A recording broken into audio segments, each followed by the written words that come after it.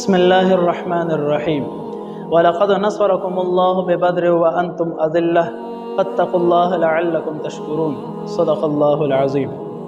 څنګه چې تاسو په علم کې دا چې سبانا بل ورځ یعنی د پیر په ورځ باندې د یوم آزادی پاکستان یو عظیم ورځ ده.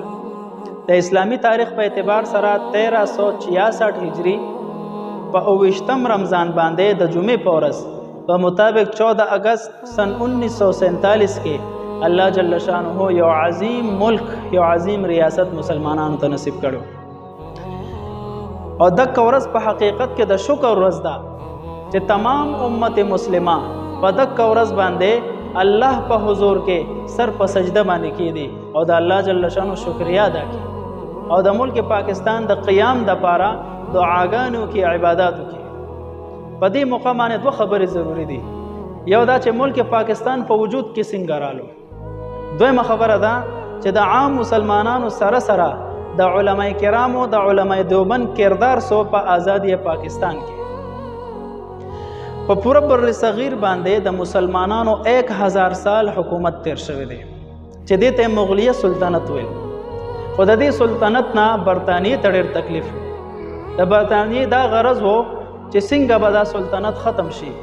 نو په 14مې صدۍ کې د تجارت په نیت سره بر صغیر ته داخل شو او د تجارت په نیت باندې غرض یې دا و چې د مسلمانانو د ریاست په څنګه ختم شي، د مسلمانانو په ایمان باندې او د دې په اعمالو باندې به څنګه ډاکه واچو، مسلمان به څنګه ګمراه شي.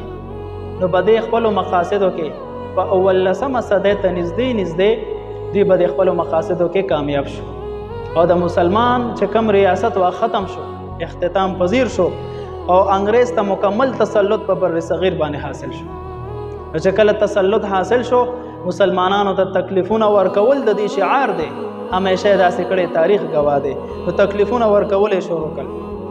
نو په سن 1803 کې حضرت شاه عبدالعزیز رحمت الله علیه د انګریز خلاف د جهاد د فرض عین فتوا ورکړه چې د انګریز سره جهاد کول فرض عین دي. د دې فتوی ته بیا عملی جامع ورکولو دپاره هم د دې د خاندان دوه مجاهدین راپاڅېدل، سید احمد شهید رحمت الله علیه او شاه اسماعیل شهید رحمت الله علیه.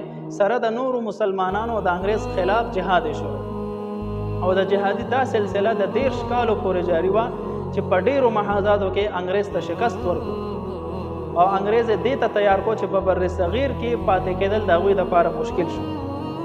خو لیکن نصیب داسې و چې په 1833 کې د بالاکوټ په محاذ کې دا دوه حضرات سید احمد شهید رحمت الله علیه، شاه اسماعیل شهید رحمت الله علیه په مقام شهادت باندې فائز شو، هلته دې شهیدان شو.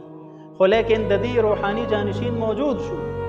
هغې کې حضرت شاه حاجی امداد الله مهاجر مکی رحمت الله علیه، ابو حنیفه وقت مولانا رشید احمد گنگوہی رحمت الله علیه، مولانا قاسم نانوتی رحمت الله علیه، سید زامن شهید رحمت الله علیه. دا حضرات به طور خاص ذکر دا د صف اول د مجاهدینو نو چې دی بیا په 1857 کې د تحریک آزادی هند په نوم باندې یو جماعت قائم کو او د انګریز خلاف جهاد شروع او دغه جماعت کمانډر هغه صوفی وقت د سلور وانو سلسلو امام حاجی امداد الله مهاجر مکی رحمت الله علیه. دا هغه شخصیتو چې د سلور وانو سلسلو امام دی. دا هغه سلسله ده د چشتیه ده، کو نقشبندیه ده، سحروردیه ده، قادریه ده. د دې د سند اختتام په حاجی امداد الله مهاجر مکی رحمت الله علیه باندې کیږي، لکه څنګه چې زمونږ د علمی سند اختتام بشا ولی الله رحمت الله علیه باندې کیږي او د هغې نه مخکې بیا نبی علیه السلام ته رسي. خو لیکن دې حضراتو چې کله د انګریز خلاف جنگ شروع کو افرادی قوت دی سره کم وو، اسباب کم وو. کم اسباب چې د برطانیې د فوج سره موجود وو هغه د مسلمانانو سره نو د افرادی قوت د کمۍ په وجه او دویمه وجه ده چې د انګریز جاسوسان په مسلمانانو کې پیدا شو چې په ظاهر وو مسلمانان لیکن حقیقت کې انګریزان وو چې د مسلمانانو هر منصوبه به انګریز ته ویله. مسلمانانو په خپل منصوبه باندې عمل کولو نه مخکې منصوبه به لاړه.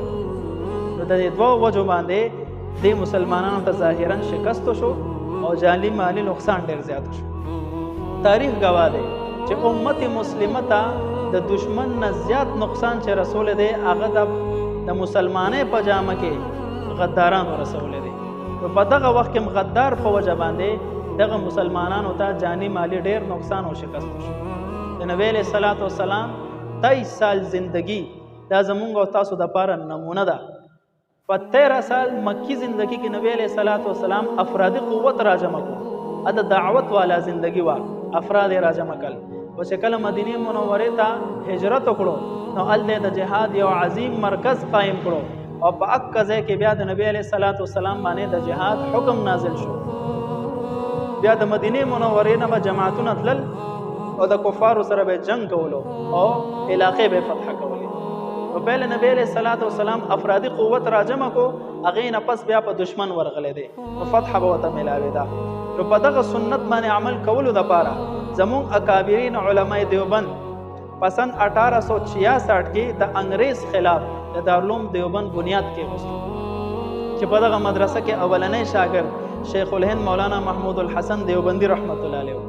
نو دی اول افرادی قوت راجمع کو او د هغې نه پس بیا د تحریک ریشمي رومال په نوم سره دوی یو جماعت قائم چې الله جل شانه بیا دې جماعت ته یو لوی کامیابي ورنصیب کړه.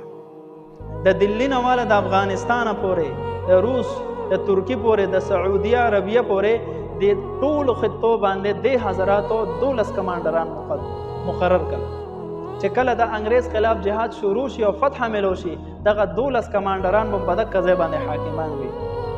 ولیکن شیخ الهند رحمت الله علیه مکه مکرمه ته لاړو او د شریف مکه سره ملاقات وشو چې دا بم زما په جماعت کې شامل شي او ما سره به د انګریز خلاف وجنګیږي.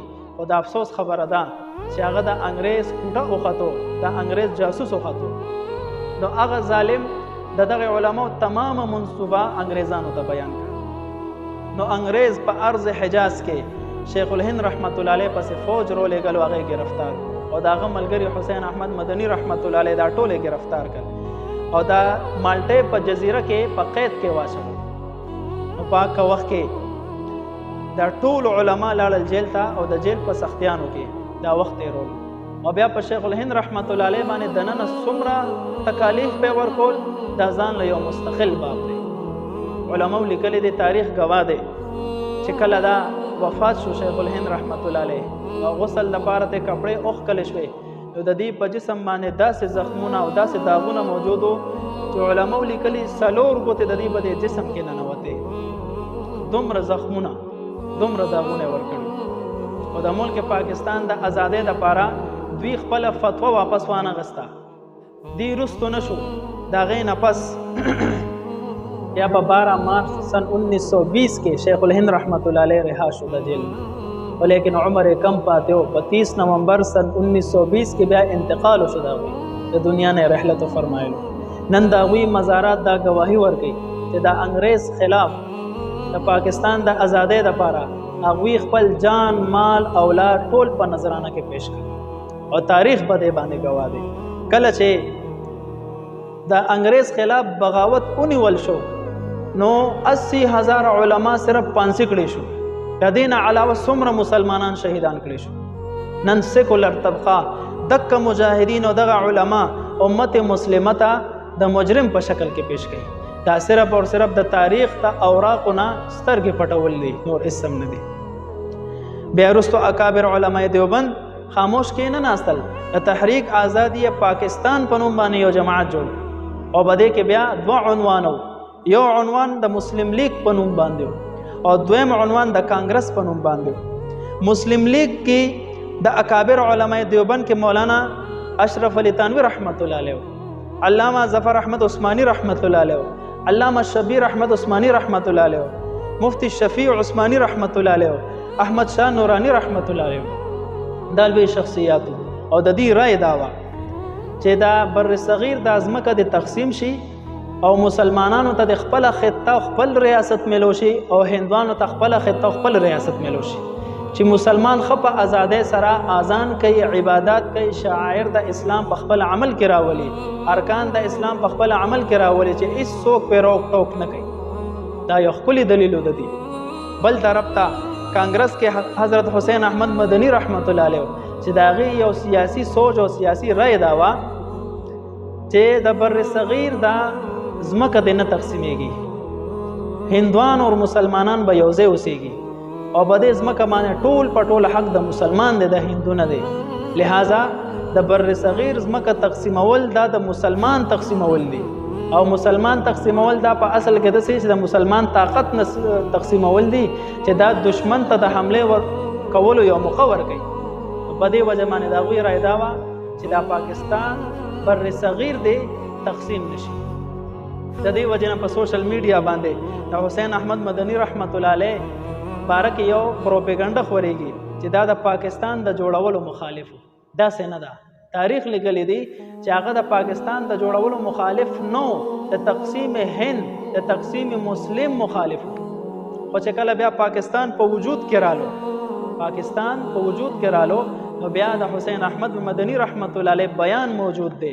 په هغې کې دا مسله کوله چې د مسجد د جوړولو نه مخکې دا اختلاف کیدی شي چې دلته دی مسجد جوړ شي یا جوړ دی نه شي. خو چې کله مسجد جوړ شي نو په تمامو مسلمانانو باندې د دغه مسجد ادب او احترام لازم دی، ضروری دی. همدغه شان د پاکستان د جوړېدو نه مخکې د تقسیم هند په باره کې چاویل تقسیم دیو شي چاویل ودی نه شي، اختلاف ممکن و. ولیکن کله چې پاکستان جوړ شو نو اوس د پاکستان د در او دیوار حفاظت کول په هر مسلمان باندې لازم دی. حسین احمد مدني رحمت الله علیه دا په ذاتیاتو باندې دا رای بنا نه وه، دا د مصلحت په بنیاد باندې دی دا یو رای ورکوله او د پاکستان تشبیه د مسجد سره ورکړه. دومره لوی خلک وو. نو دې وجې نه زموږ اکابر علمای دیوبند چې وو د هغې د خدماتو اعتراف قائد اعظم محمد علی جناح رحمت الله علیه پخپله کړو.